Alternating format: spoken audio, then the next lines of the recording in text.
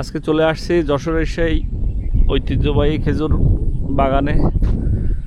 আসলে খেজুর গাছ বা খেজুরের গুড় যে পাওয়া যায় যশোর এত বিখ্যাত কেন, এই জায়গাগুলোয় না আসলে সেটা বোঝা যাবে না।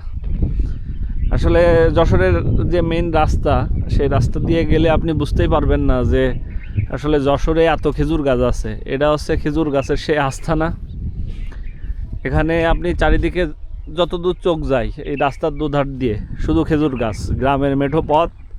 বর্ষার সময় এখানে আসা যায় না, তবে এখন সেই খেজুরের সেই সৌন্দর্য। প্রত্যেকটা গাছ সেই ছোট থেকে শুরু করে বড়, মানে শিশু থেকে শুরু করে, এই যে এখানে একটা সামনে শিশু গাছ দেখতে পাচ্ছি, আবার অনেকটা দেখা যাচ্ছে একটা গাছের বয়স 50 বছরও আছে, এমনও গাছ এখানে আছে।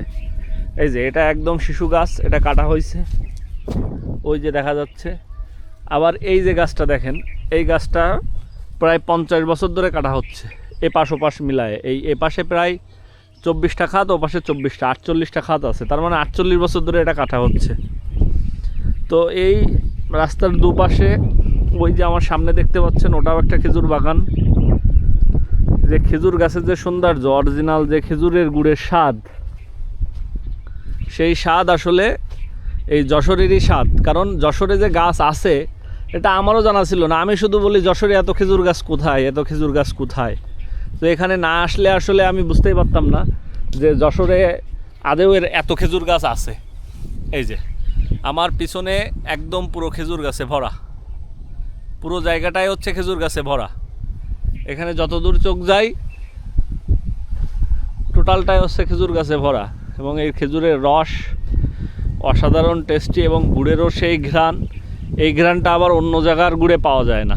আপনি যদি নাটোরের গুড় খান বা অন্য অন্য অঞ্চলের গুড় খান, তাইলে কিন্তু আপনি এই স্বাদ কখনোই পাবেন না, যেটা এই অঞ্চলে পাবেন। এই যে আমি প্রায় হাঁটতে হাঁটতে অনেকটা দূর চলে আসছি। দেখেন এদিকে ওই যে দেখতে পাচ্ছেন দূর দূরান্তে যে গাছগুলো, সবই খেজুর গাছ। আমি হেঁটে হেঁটে আপনাকে দেখানোর চেষ্টা করছি। এই যে এই গাছটা মেবি আজকে কাটা হয়েছে। এখানে এই যে রস দেখতে পাচ্ছেন, রস পড়তেছে। এই যে রস পড়তেছে, খেজুরের রস।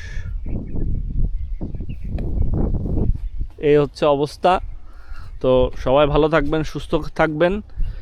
আশা করি আপনারা সুন্দর ও সঠিক জিনিস খাবেন, সচেতনভাবেই খাবেন, যেটাই খাবেন। কারণ এখন আমাদের দেশে সব হচ্ছে ভেজালের উপরে চলতেছে। আসলে বিশ্বাস করাটাই অনেক কঠিন। তবে চেষ্টা করবেন যারা যশোর অঞ্চলের আছে তাদের কাছ থেকে গুড় সংগ্রহ করার।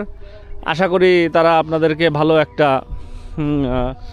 সুযোগ অবশ্যই দিবে তাদের এই ঐতিহ্য ধরে রাখার জন্য। আশা করি তারা কোনো ভেজালের সঙ্গে যুক্ত হবে না, এটাই আমার প্রত্যাশা। সবাইকে আন্তরিকভাবে ধন্যবাদ জানিয়ে, যদি কারোর কোনো মন্তব্য থাকে কমেন্টে অবশ্যই জানাতে পারেন। ভালো থাকবেন, ধন্যবাদ।